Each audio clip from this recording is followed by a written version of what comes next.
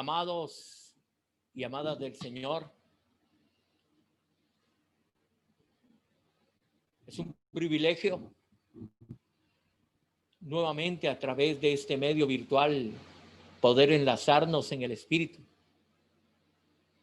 y poder llevarle adoración al que está sentado en gloria, al que vive y reina por los siglos de los siglos.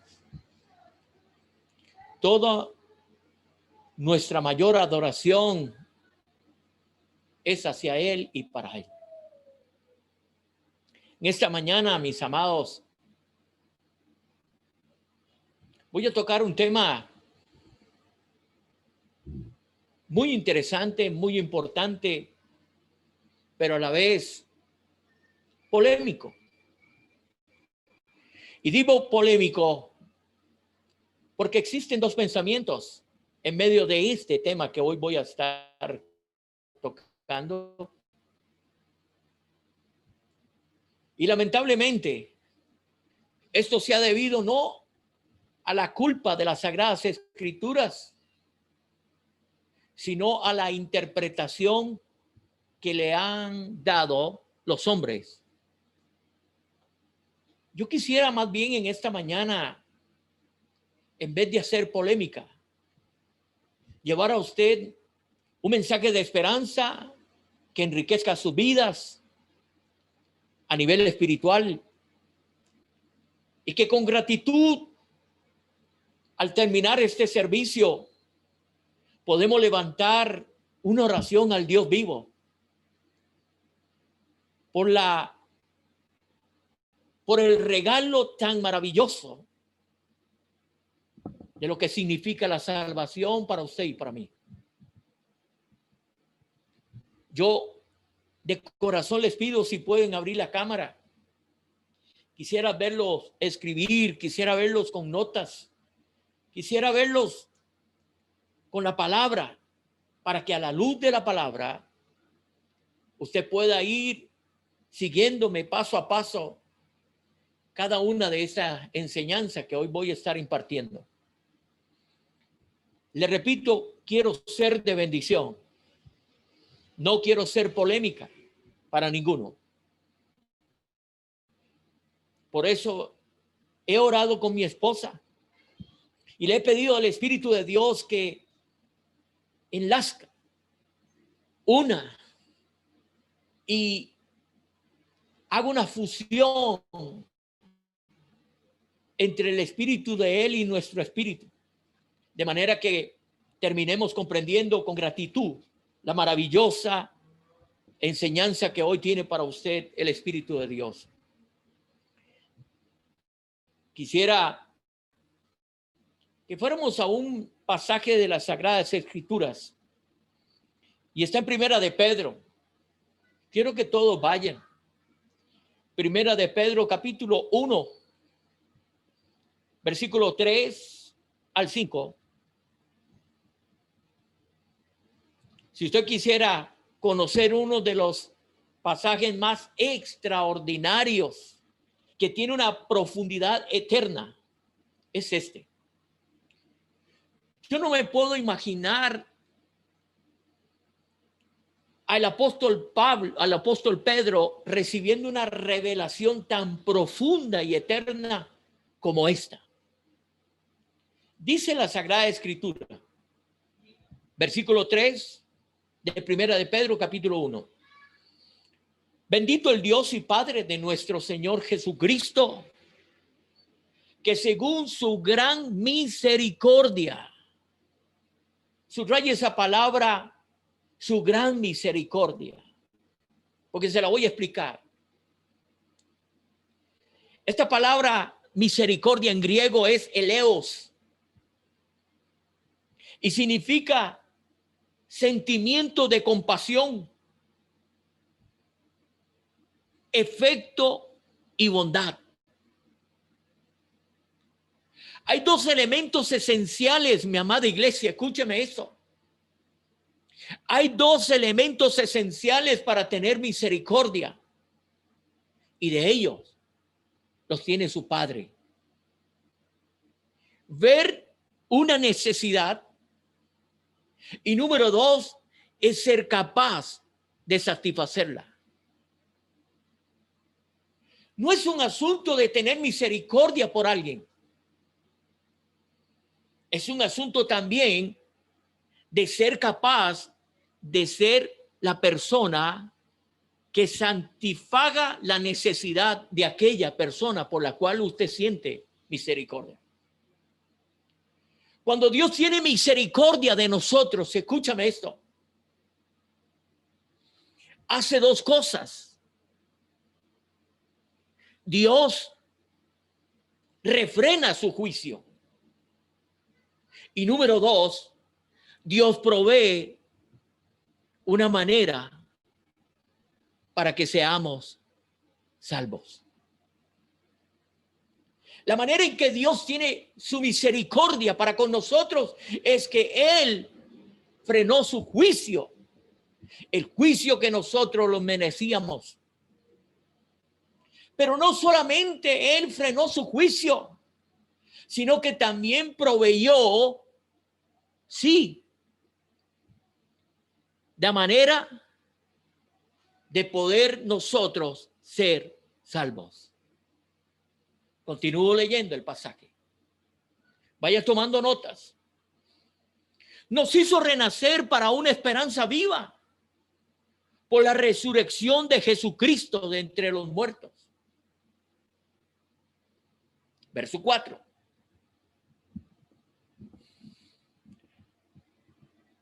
Para una herencia incorruptible. Subraya esa palabra. Incorruptible. Significa que no puede perecer. No envejece. No se deteriora ni muere. Y lo maravilloso es que no tiene la semilla de la corrupción dentro de sí. Por eso es incorruptible. Mire lo que a usted y a mí nos espera. Incontaminada, subráyela. Esta palabra incontaminada significa que no puede ser contaminada, ensuciada ni infectada de ninguna falta. Inmarcesible, subráyela. Significa que durará por los siglos de los siglos. Reservada en los cielos para vosotros. Dios simplemente está esperando. Escucha, Dios simplemente está esperando que terminemos nuestra tarea aquí en la tierra y que vayamos hacia Él. Mira lo que dice el versículo 5.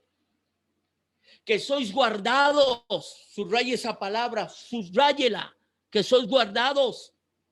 Significa cuidar.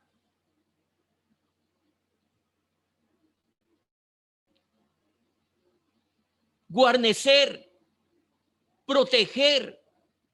Esto es un término militar y por lo tanto conlleva la idea de una potencia y fuerza. La potencia y la fuerza del poder de Dios nos protege a lo largo de nuestra vida en todo este transitar. ¿Sabe qué significa esto, mi amada iglesia? Que aunque este transitar que tengamos momentánea por esta vida, hay un poder que nos va a guardar para terminar nuestra tarea aquí en la tierra, porque Él nos está esperando allá en el cielo. Por el poder de Dios mediante la fe para alcanzar la salvación en los tiempos postreros. Escúchame esto. Es por el Rúa de Dios. En otras palabras, es por el poder del Espíritu Santo el que Él nos garantiza nuestra gloria eterna.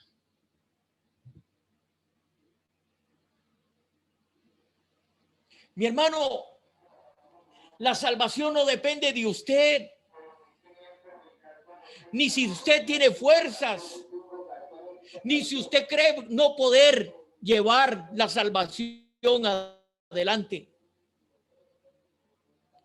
La salvación depende de Dios y del poder que Él, a través del Espíritu Santo, le está garantizando de que tú vas a terminar esta tarea aquí para llegar allá.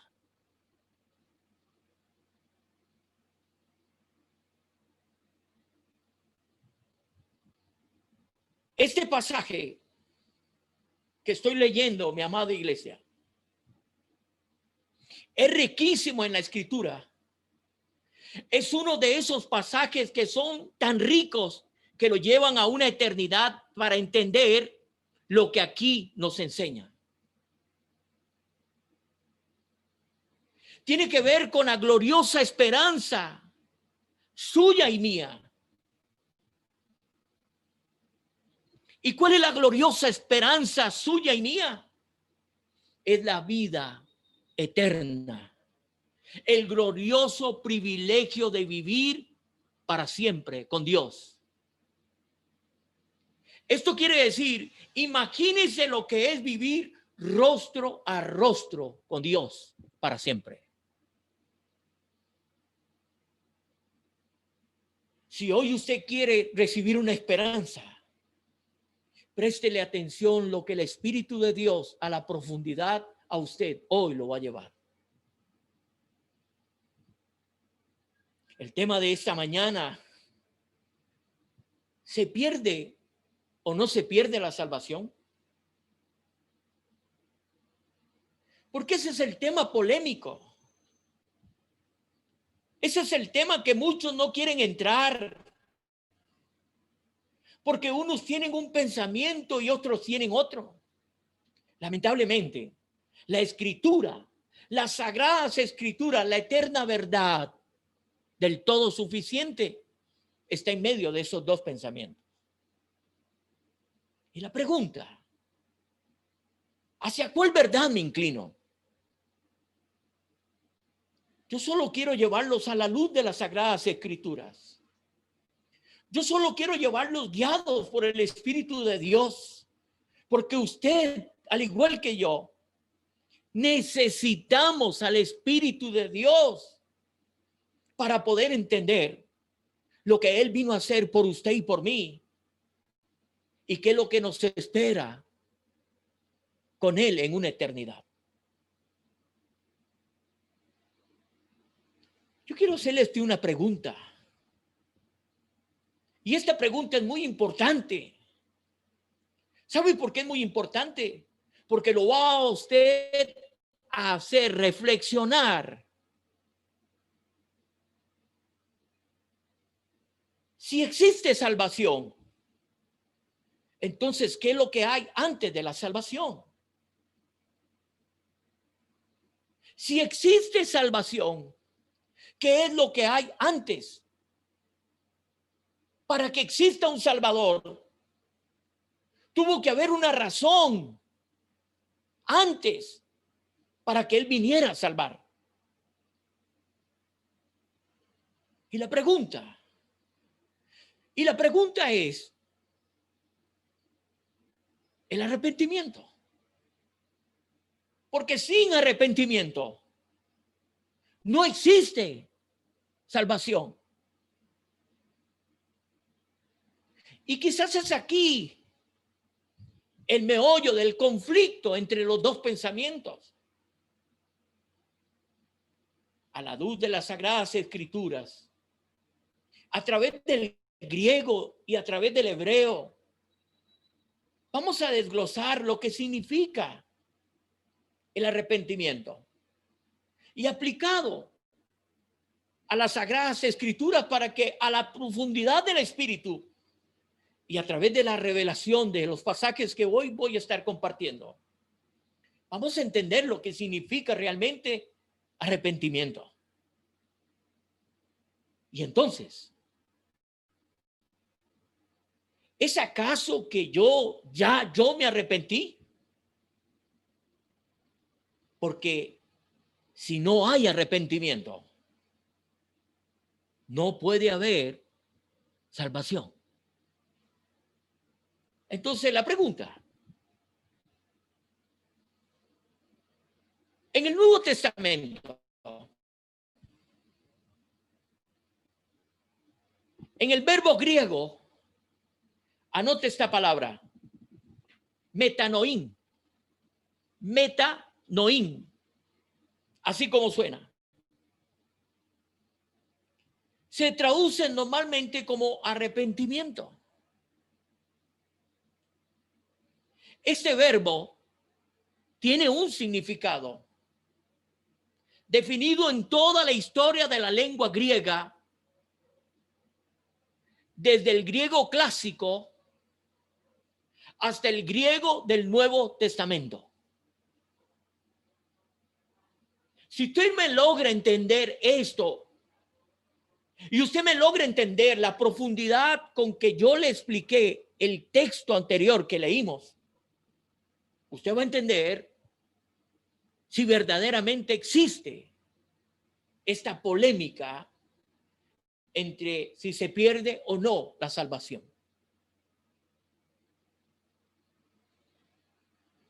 Eso significa, básicamente, escúchame, básicamente esto significa, esta palabrita que yo le acabo de dar, metanoín, significa cambiar de idea. Por consiguiente, el arrepentimiento en el Nuevo Testamento, o sea, en la gracia de Jesucristo, no es un sentimiento.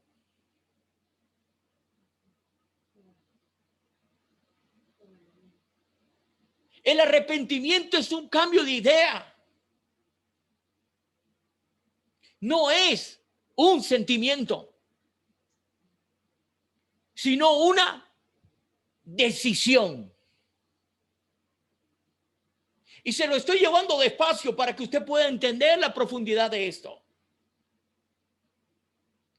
¿Qué quiere decir esto? Que el verdadero arrepentimiento es una decisión interna firme, un cambio de idea. Permítame explicarle esto. La palabra decisión interna significa un cambio profundo de una manera de pensar. Por esto. Porque el arrepentimiento, mi amado hermano, no es un asunto suyo. El arrepentimiento es un asunto de que alguien activa la parte espiritual que usted tiene muerta.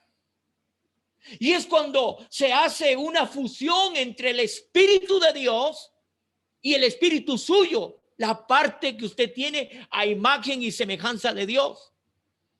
Y cuando eso se activa, usted ahí automáticamente, usted va a cambiar de idea. Usted va a cambiar la forma de vivir, porque es un asunto interno. ¿Y por qué no es un asunto de sentimiento? Porque es un asunto del alma, donde están las emociones y donde muchas veces nosotros, cuando fallamos, simplemente fallamos y le decimos a la persona, me arrepiento. Pero quizás ese arrepentimiento está siendo simplemente un remordimiento, porque es un asunto del alma. Por eso esta palabra es importante entenderla. Metanoín es un cambio de idea, es un cambio profundo en su interior. Es cuando la parte espiritual suya a imagen y semejanza de Dios se activó. Y eso usted no lo activa, eso a usted se lo activan. Póngale mucha atención porque vamos a ir más profundo. Voy a ponerles un ejemplo de esto para que tú puedas entender la magnitud de esto. En el libro de Lucas, me gustaría que usted fuera. Es uno de mis pasajes que lo he estudiado por años, y es Lucas capítulo 15, y es la parábola del hijo pródigo. No la voy a leer toda porque no tengo tiempo, pero déjeme decirle algo, mi amado. Esto es muy importante. ¿Por qué? Porque el verdadero arrepentimiento, definido según esta forma, está bien plasmada en el hijo pródigo. Escúchame esto. Tenga con un dedito Lucas capítulo 15, pero déjame decirle, para que tú puedas entender lo que le voy a explicar, lo que significa Lucas capítulo 15 en el hijo pródigo, según lo que dice Pablo en Efesios capítulo 1 verso 4. La Biblia dice: según nos escogió antes de la fundación del mundo, para que fuésemos santos y sin mancha delante de él. ¿Qué quiere decir? Que los que tuvieron un cambio de idea, que los que tuvieron un genuino arrepentimiento, Dios los conoce, porque ya vivieron en eternidad, porque fueron desde la eternidad para la eternidad. ¿Qué quiere decir esto? Para que fuésemos santos y sin mancha. Dios sabe los que van a ser santos, y Dios sabe los que van a vivir sin mancha delante de él, rostro a rostro con él. Dios lo sabe. Pero en el hijo pródigo, simplemente le estoy plasmando este texto para que tú puedas entender la dimensión con que le quiero explicar la parábola del hijo pródigo, pero solamente le voy a explicar 2 versículos para que tú puedas entender esto. Aquí leemos que el hijo pródigo le dio la espalda a su padre y a su hogar. Si nosotros vivimos en eternidad,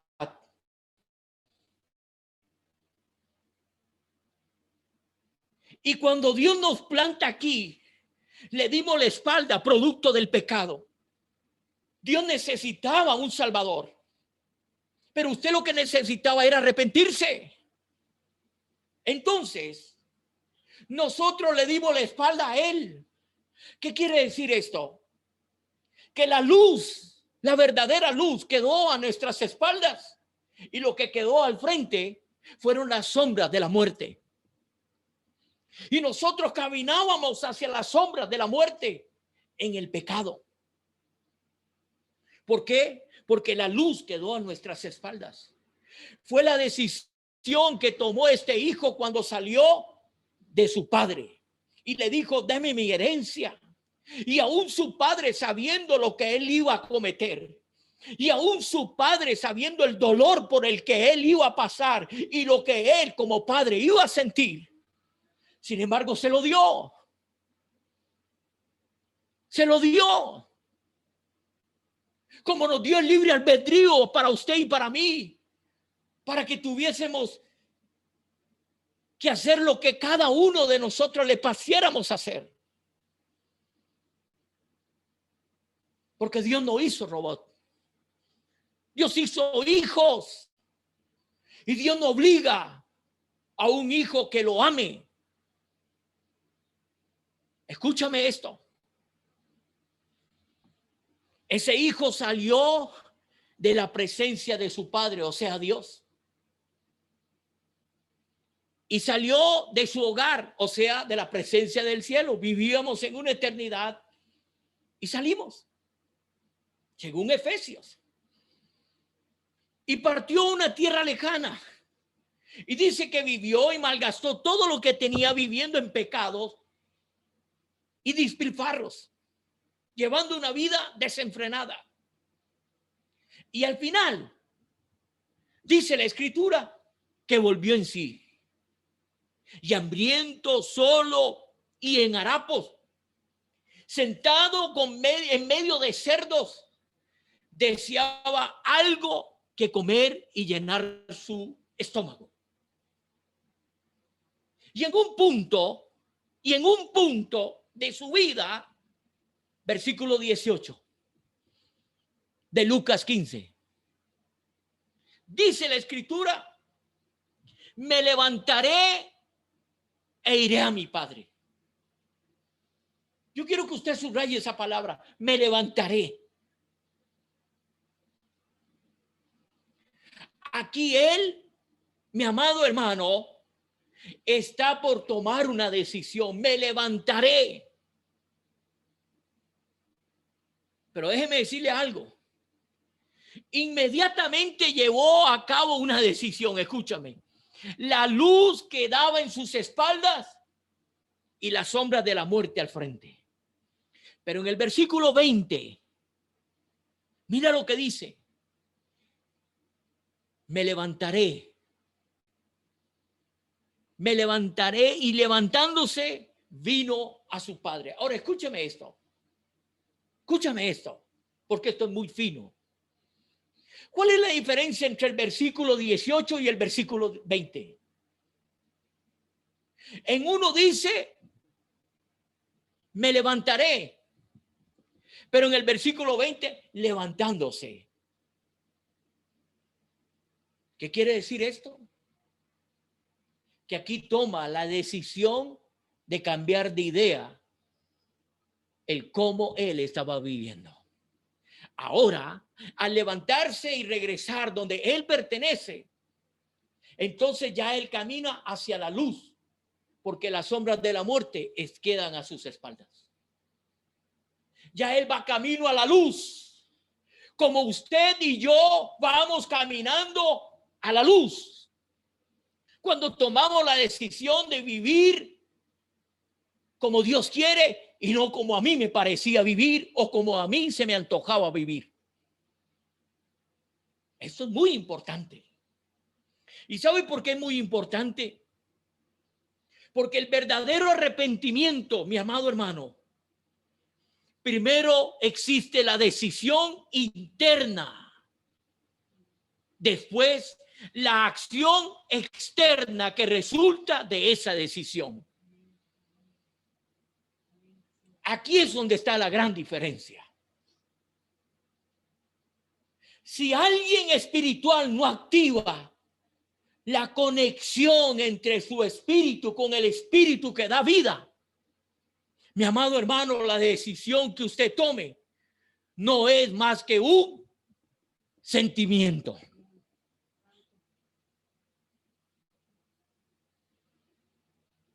Aquí es donde está la profundidad de esta polémica. Mi amado hermano, el mundo sabe que usted es y le pertenece a él cuando sus acciones externas están definiendo la decisión interna que usted tomó.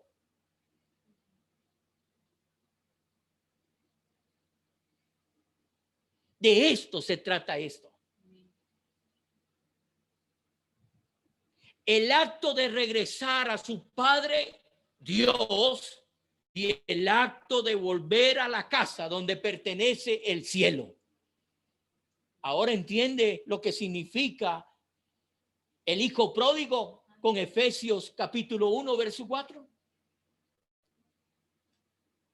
Si nosotros vivíamos en una eternidad, porque Él lo hizo, y simplemente le dimos la espalda a Él y empezamos a caminar en las tinieblas, en la sombra de la muerte. Pero vino un momento en que tomamos una decisión porque alguien activó la parte espiritual y nos hizo ahora entender y cambiar de idea y de pensamiento, y ahora soy lo que soy por su gracia. Es por su gracia. Es por su gran misericordia que detuvo el juicio y envió un Salvador. Eso es misericordia.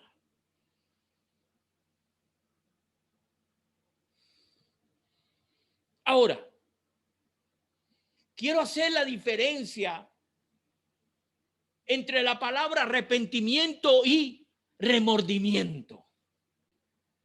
Porque esto es algo que le tiene que quedar claro para que ya no se siga en la polémica que si se pierde o no se pierde. Escúchame. Hay algunos pasajes que dan fe de ello. Y una de las traducciones del verbo arrepentirse, escúchame, se usa en el sentido diferente, pero en examen cuidadoso revela, escúchame esto, revela que su uso para traducir algunas de estas palabras al idioma original, por ejemplo, Mateo capítulo 27, por favor. Y específicamente en la Reina Valera, si la tiene a mano. Mateo 27, versículo 3 y versículo 4. Está hablando de Judas Iscariote. Judas Iscariote aquí dice algo bien interesante. Dice arrepentido de traicionar a Cristo por el dinero después de que Cristo había sido condenado a muerte. Aquí se usa esta palabra. Escúchame esto. Dice la escritura. Entonces Judas, el que había entregado, viendo que era condenado, devolvió arrepentido. Póngale mucha atención a esta palabra y subráyelo, porque este arrepentido es diferente a arrepentimiento. Escúchame, porque esto es muy importante. Arrepentido, las 30 piezas de plata a los principales sacerdotes y a los ancianos, verso 4, diciendo: yo he pecado, he entregado sangre inocente, mas ellos dijeron: ¿qué nos importa a nosotros? Allá tú. Ahora, déjenme explicarle esto, porque esto es muy importante. Por favor, tome nota, porque esto es importante. Aquí dice que Judas se arrepintió.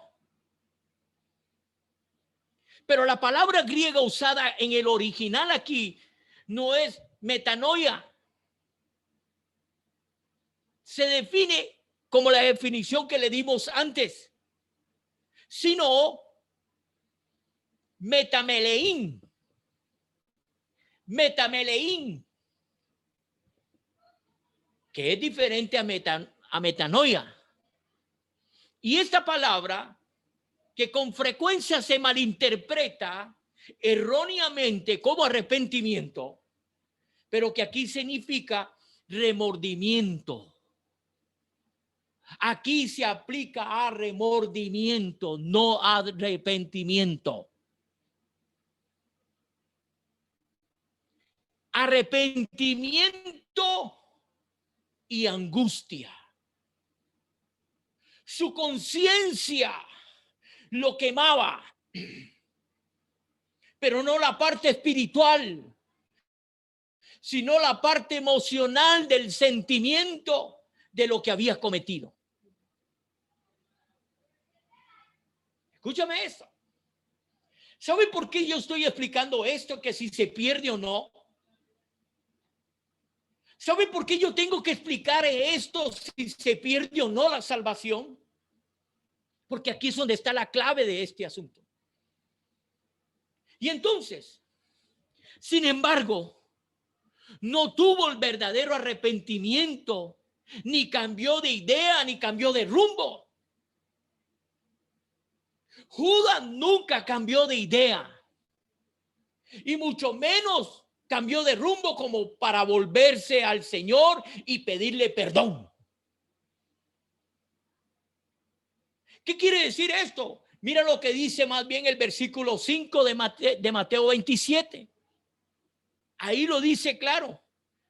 Y arrojando las piezas de plata en el templo, salió y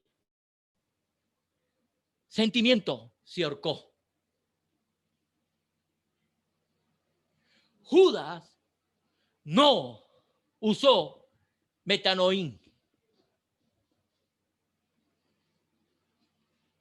Judas no se arrepintió.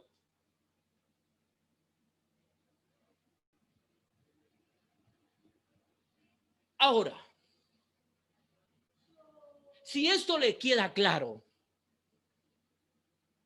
ahora entiende por qué existe un Salvador.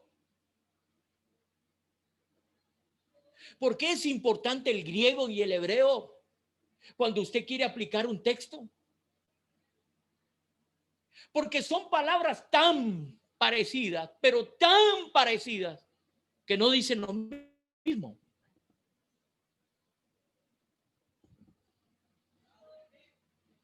Y cuidado, porque hay muchos que dicen que Judas se arrepintió.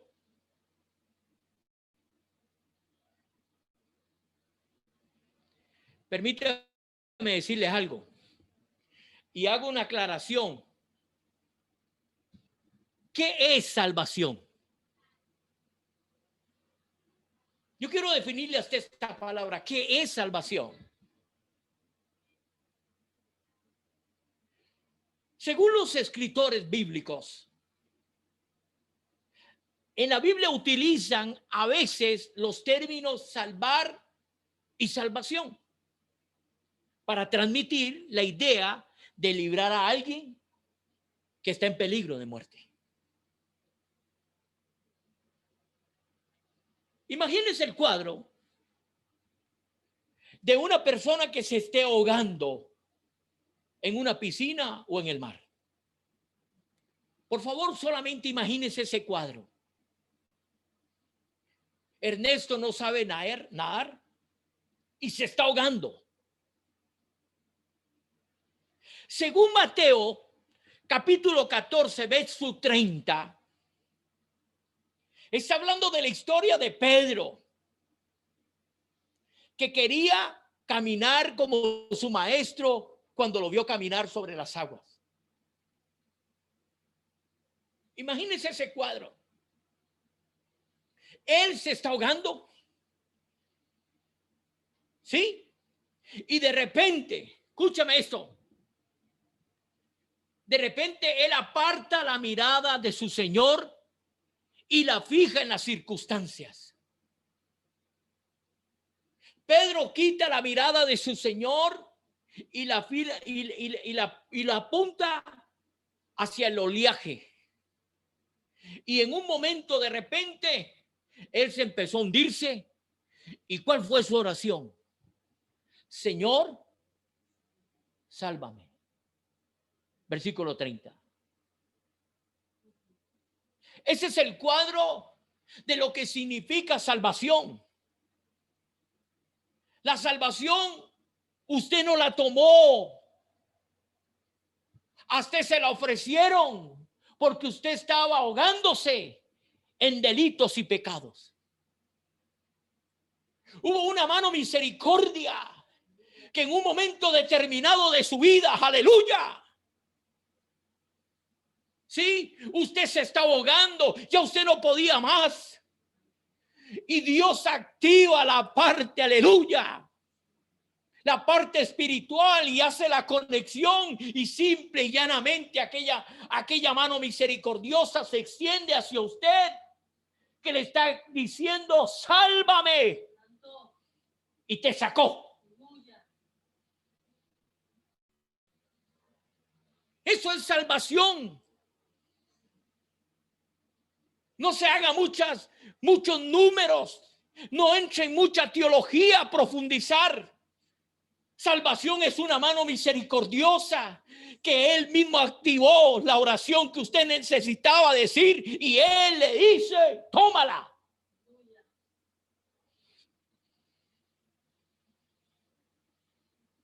Ahora escúcheme esto porque esto es muy importante.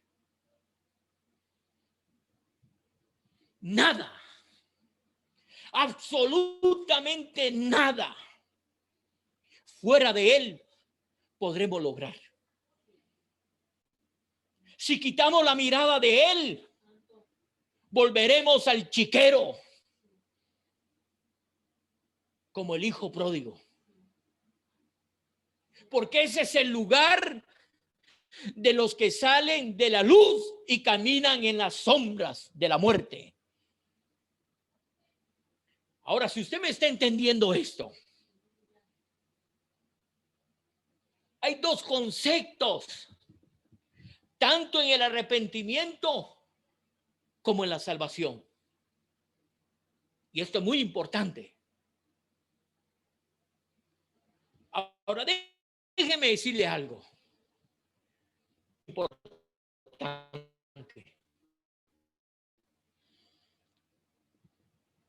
Yo quiero que usted me acompañe al libro de Juan, capítulo 10. Ahora hablemos, ya con todo este paquete en mente, ahora hablemos si se pierde o no la salvación. Ya yo con esto, ya yo me puedo ir y almorzar.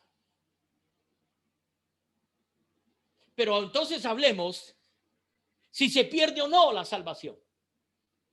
Juan, capítulo 10, versículo 27, por favor. Mis ovejas, las que yo activé la parte espiritual, las que tuvieron un cambio de idea, las que cambiaron el rumbo de sus decisiones, mis ovejas, no dice mis cabras. Mis ovejas oyen mi voz y yo las conozco y me siguen. Ahora déjeme desglosarle este texto para que tú puedas entender esto. Déjeme, por favor, primero describirle a usted esto. Jesús primero describe la naturaleza de los verdaderos creyentes. Los verdaderos creyentes se caracterizan por lo siguiente. Vamos a ver si usted las tiene. Y esto es muy importante, que usted las escriba. Y que usted al final del día o durante todo el día que le queda, porque como hoy es el día del Señor, entonces usted va a meditar en esto. Déjeme decirle cómo las describe el Señor. Son 6 cosas. Le voy a dar 3 y después les explico las otras 3 hoy mismo. Escucha esto. La primera característica que tiene una oveja es sensibilidad. ¿Por qué? Porque la sensibilidad agudiza el sentido de oído. Por eso dice, ellas oyen mi voz.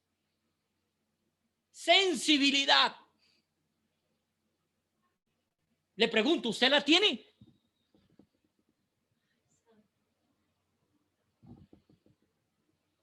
Número 2, compañerismo. ¿Sabe qué significa compañerismo? Que usted ha tenido coinonía con él. Por eso dice, yo las conozco. Es inconfundible. El pastor lleva las ovejas al redil y pueden haber 20 millones dentro del redil. Pero el pastor tiene un sonido tan peculiar que cuando el pastor, sí, como ha sensibilizado a la oveja, sí, él dice la voz y ellas le oyen. Pero también él ha tenido compañerismo porque es un asunto recíproco, tanto de la oveja como de su pastor. Es un asunto recíproco. Usted está conmigo, yo estoy con usted. Por eso él dice, yo las conozco. Y número 3, obediencia. ¿Qué quiere decir esto?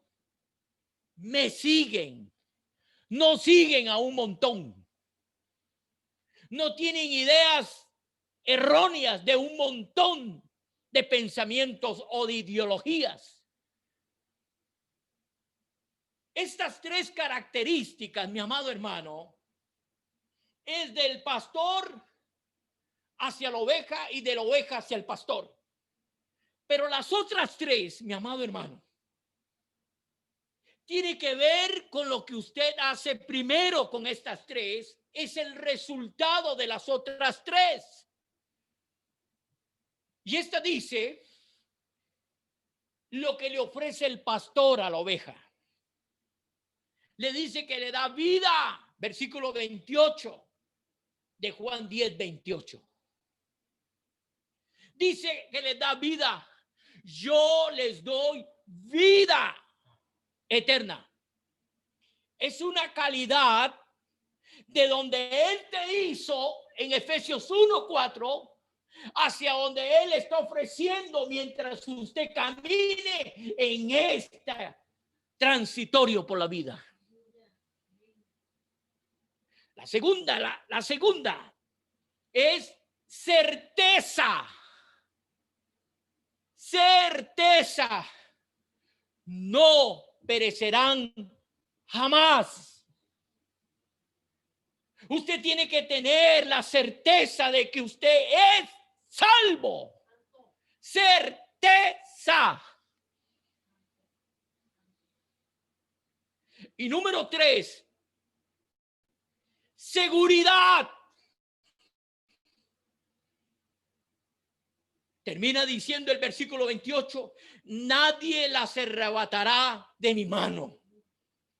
Nadie, ninguna doctrina, ninguna ideología, ningún pensamiento raro de los maestros que se van a mover en los últimos tiempos. ¿Por qué? Porque ya ellos se familiarizaron con una sola voz.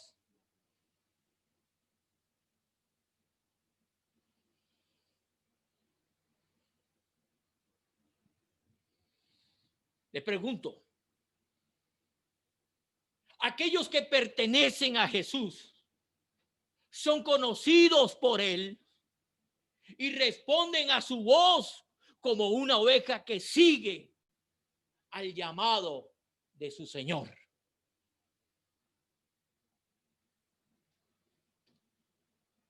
La Biblia dice en Efesios capítulo 2, versos 8 y 9, porque por gracia soy salvos por medio de la fe. Y esto no de vosotros, porque nadie de ninguno de nosotros produce algo espiritual a menos que se active en usted lo espiritual. Y lo espiritual lo activa un ente que es mayor que su creación. ¿Sí me estoy explicando? Hágame una señita si me estoy explicando.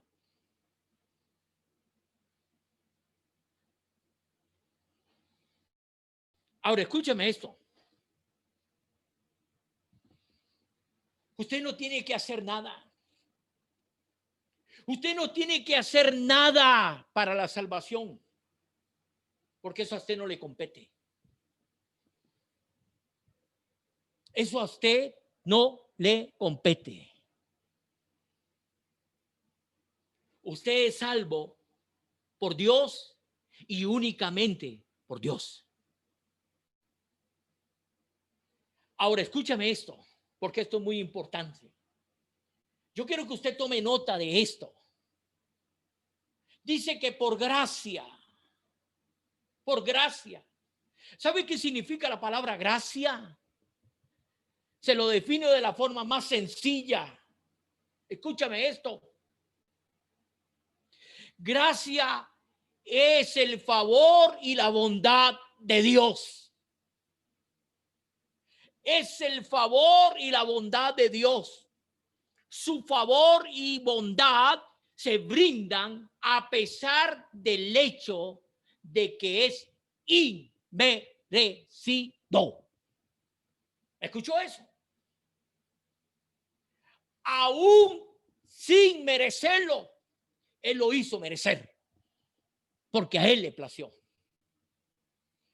Porque el Creador nunca se desentendió de su creación.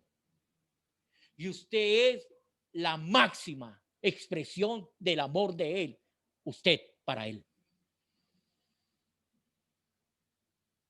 Ahora déjeme probarle más. Dios ha hecho algo jamás oído entre los hombres. Dios ha dado su gracia a los hombres. La gracia es dar, pero es dar a las personas que no se merecen ese don, pero se lo dio. ¿Y sabe qué es ese don? Ahora entiende por qué usted necesitaba una salvación.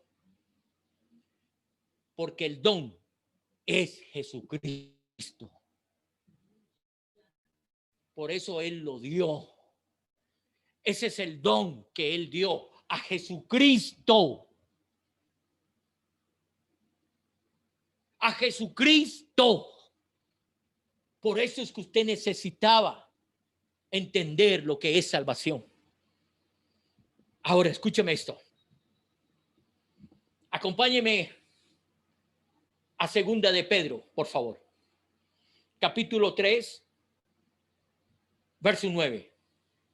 Deprisa. Esto es muy importante. ¿Me está entendiendo por qué la salvación no se pierde?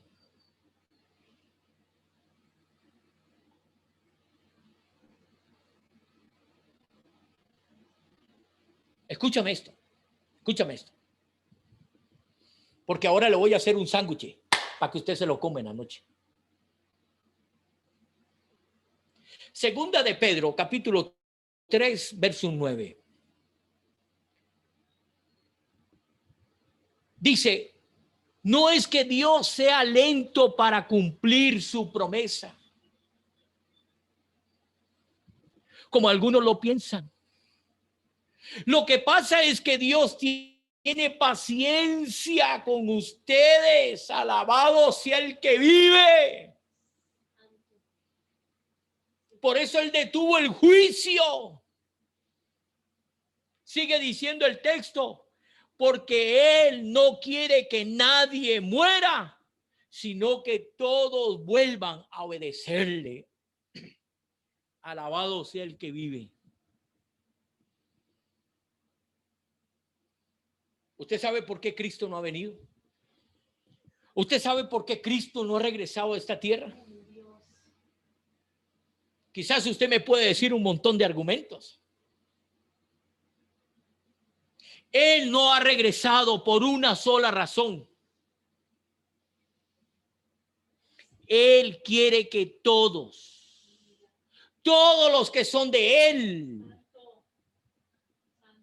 vuelvan al arrepentimiento. Y hasta que no estén todos los que Él seleccionó desde la eternidad para la eternidad, Él no va a venir. Por eso es que a uno les costó tantos años y a otros tantos años y a otros 15 y a otros 1 y se palmó. Escúchame.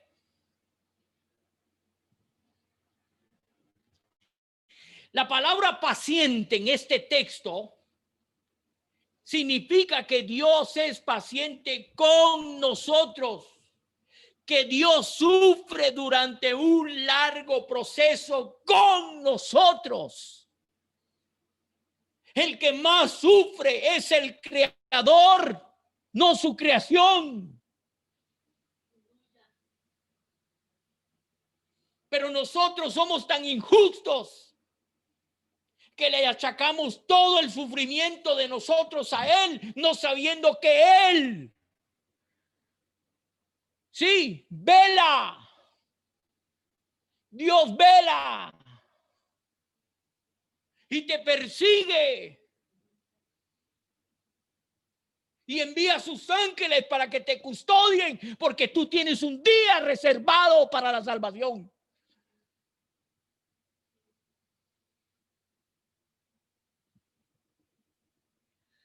Dios es lento para rendirse y para juzgar y para condenar.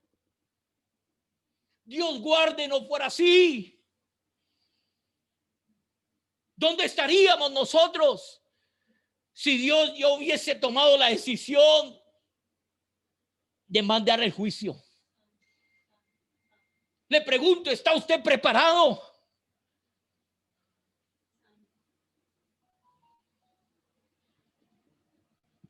Dios no desea que ninguna persona perezca. Eso es terrible. Le voy a decir por qué. Déjeme decirle algunas razones. Estar completamente perdido y destruido. Una. Dos. Perder la vida eterna es ser arrancado de la vida por siempre. Amén. Perder la vida eterna es ser arrancado de la vida por siempre. Significa sufrir el juicio condenatorio y el castigo de ser separado de Dios para siempre. Y por último, estar en estado de sufrimiento apartado de Dios para siempre. Por eso es que Dios es paciente según este pasaje.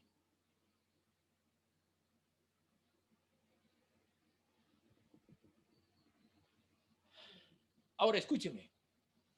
No quería concluir con esto, pero voy a concluir. Porque muchas veces la iglesia, por no comprender este asunto, empezamos a montar argumentos. ¿Y sabe qué significan estos argumentos? Significa nada más y nada menos que en lugar de ser un facilitador para que alguien se arrepienta y se vuelva a Dios, más bien nosotros enjuiciamos, condenamos y hasta nos atrevemos a tomar el juicio de Dios en nuestras propias manos. Y esto se lo voy a explicar bíblicamente. Yo quiero que usted escriba esta frase, porque si usted logra entender esta frase, usted va a entender lo que le voy a explicar. Hay que rescatar lo que se ha perdido para poder rescatar al que está perdido. ¿Escuchó eso? Voy a volver a repetir. Hay que rescatar de la iglesia lo que ha perdido para poder rescatar del mundo al que está perdido. ¿Me escuchó eso?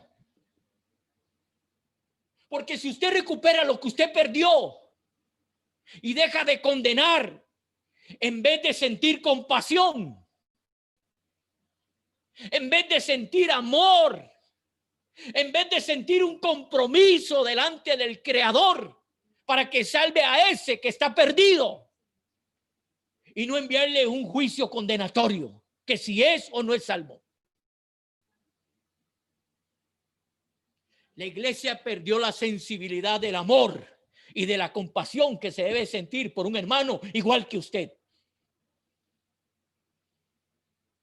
Porque estos son los argumentos que nosotros hemos levantado. Y para muestra, Lucas capítulo 19. Yo quiero que usted vaya. Vaya a Lucas 19.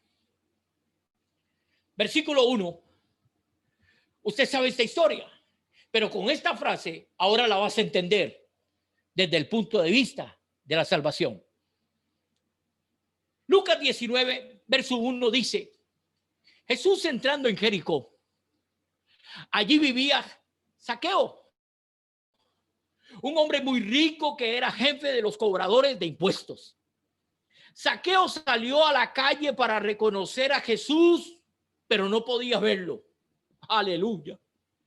Pues era muy bajito y había mucha gente delante de él.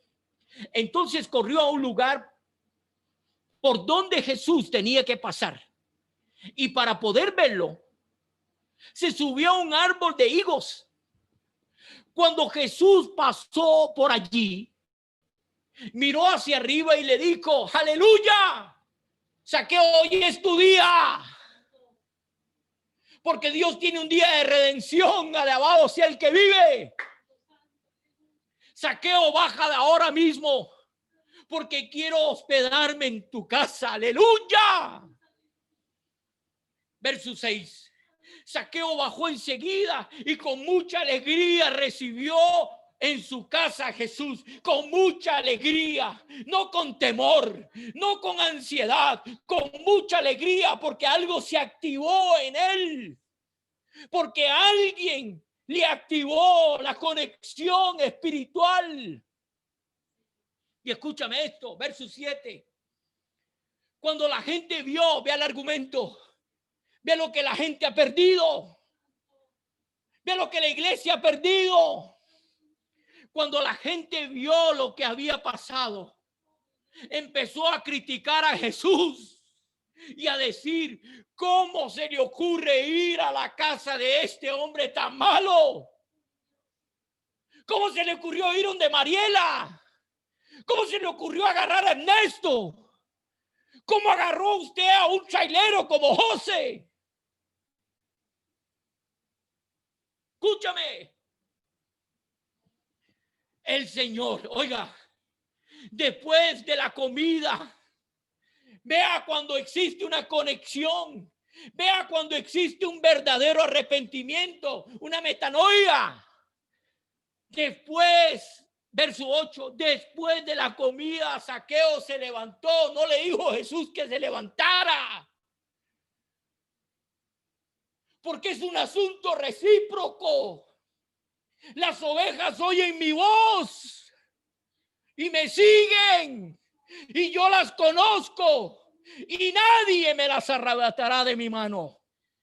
Y entonces dice: Señor, voy a dar a los pobres la mitad de todo lo que tengo. Alabado.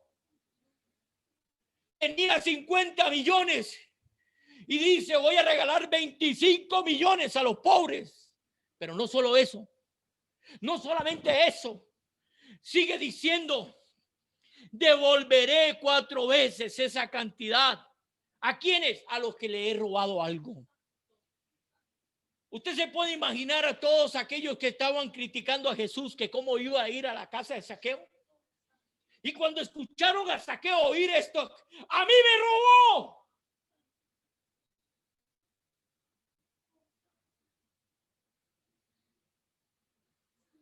Si tú tienes argumentos, bótelos hoy.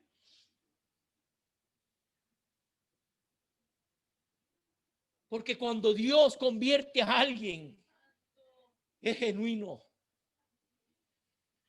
es notorio, porque las obras internas activan las obras externas, y es cuando la gente dice: alabado sea el que hizo a este hombre o a esta mujer,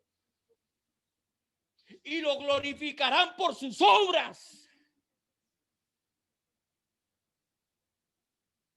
Versículo 9. Jesús respondió: desde hoy,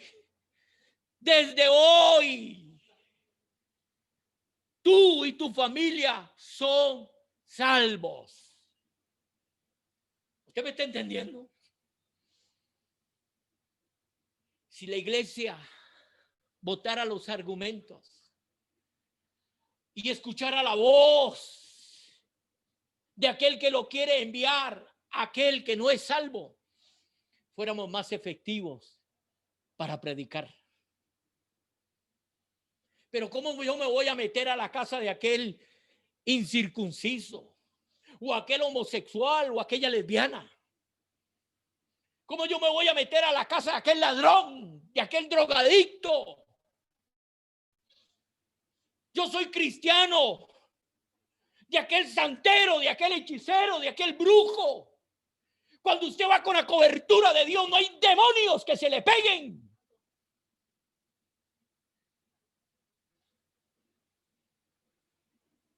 Bote los argumentos y hagamos la obra del Eterno, porque queda poco tiempo. Usted no necesita ir, a usted se le va a mandar cuando usted escucha la voz de su pastor.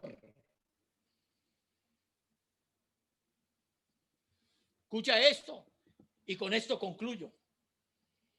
Mateo capítulo 11, por favor. Mateo capítulo 11, verso 16. Dígame amén cuando llegó. Dígame amén cuando me veo. No, usted no está diciendo amén. Dígame amén. Aleluya. Mateo capítulo 11, versículo 16. Mira lo que dice. Ustedes, los que viven en esta época, son como los niños que se sientan a jugar a las plazas y les gritan a otros niños. Tocamos la flauta, pero ustedes no bailaron.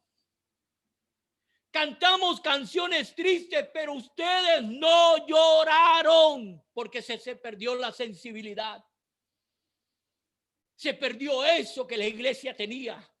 Versículo 18. Porque Juan el Bautista ayunaba y ustedes decían, dentro de él había un demonio. Vea que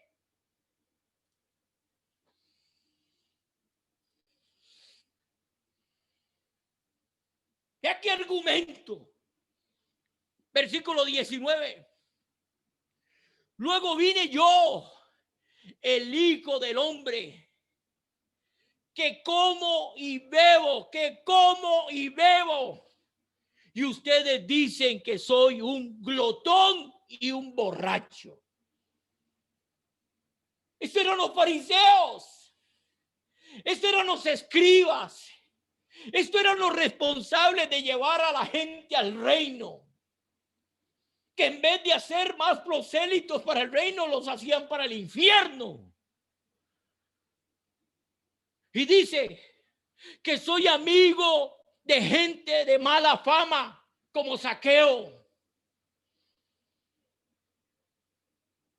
Y de los que no obedecen a Dios. Ve por qué hay que visitar a aquellos. Ve por qué hay que visitar a la prostituta, al homosexual, al lesbiano y al etcétera. Pero enviado por Dios. Pero guiado por el Espíritu de Dios. No es que usted va a ir porque se le antojó. Así es que el pastor lo dijo hoy. No busque la tentación para caer en ella. Eso lo dijo doña Yaya. Escúcheme. Escúcheme. Que soy amigo de gente de mala fama y de los que no obedecen a Dios. Pero recuerden que la sabiduría de Dios, alabado, vea cómo termina el texto, se prueba por sus resultados. ¿A quién vino a buscar el Señor? A los que estaban perdidos. Levante la mano si usted es el resultado de él. Si usted fue salvo por él. Esa es la sabiduría de Dios. ¿Usted me está entendiendo? Con este estudio yo le voto cualquier argumento a cualquiera. Porque está basado en la palabra de Dios. Yo no tengo que competir con nadie si se pierde o no. Yo sí sé es que yo vine a hacer la voluntad del que me envió, del quien pagó mi sacrificio, del que pagó mi deuda, del que sabía que yo iba para la condenación eterna y desvió mis pensamientos y mis acciones. Por eso soy lo que soy, porque su gracia no ha sido en vano para conmigo. Por eso vivo en gratitud. ¿Cómo se va a perder la salvación a una persona que es agradecida? ¿Cómo se va a perder la salvación a una persona que lo único que quiere es estar de rodillas agradeciendo lo que hizo?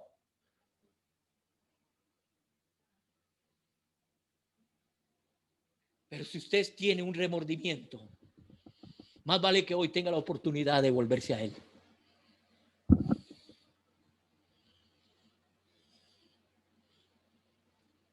Yo quiero que usted incline su cabecita. Porque después de hoy,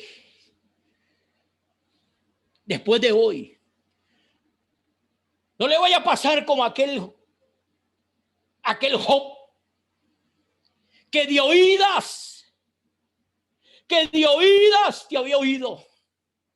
30 años metido en la iglesia y no me sirvieron de nada. Pero vino el resplandor. Pero vino el que bota los caballos. ¡Aleluya! Alabado sea el que vive.